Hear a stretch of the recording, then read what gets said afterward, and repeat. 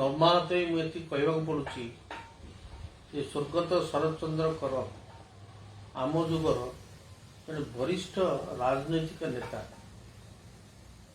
कई अस्वीकार करेंगे।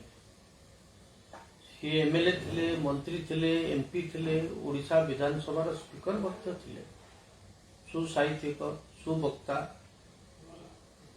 जगन्नाथ जड़े चरम भक्त से देहत्याग कले। पिलामाने स्वर्गद्वार अंतिम इच्छा पूरण करने सरकार को प्रार्थना कले। अन्य मानक दि जाऊँगी परमिशन, किंतु शरद बाबू शरीर को दाह करने परमिशन दिगला ना। द्वितीय सबुठ दुखदायक घटना हूँ बहु लोक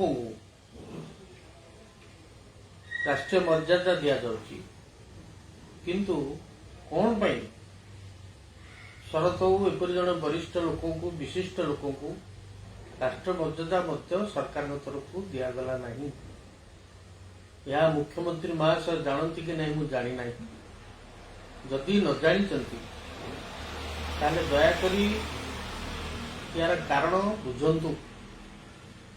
कहा स्वार्थ कौ मानकर दायित्वहीनता पाई आज ओडिशा भली राज्य रे एपरी गोटे अपमान सूचक कार्य होईची, से विषय मुख्यमंत्री दयाकोरी इनक्वारी करी दृढ़ कार्यानुष्ठान ग्रहण करेंगे कि एवं जो भूलटी होईची से भूल पाई राज्य सरकार दुख प्रकाश करेंगे कि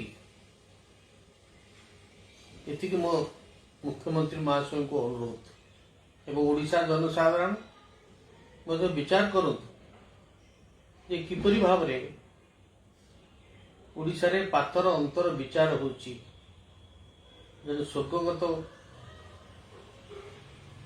व्यक्ति को जार सुनाम ओडिशा रे प्रचलित ताको असेंबली को मध्य नियागलानी।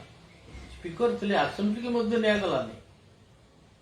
किपरि भाव मनोभाव किपरि भाव रे ये कार्यक्रम करुचंती ताकू मध्य आम माने सब ओडिशावासी विचार करिवार कथा।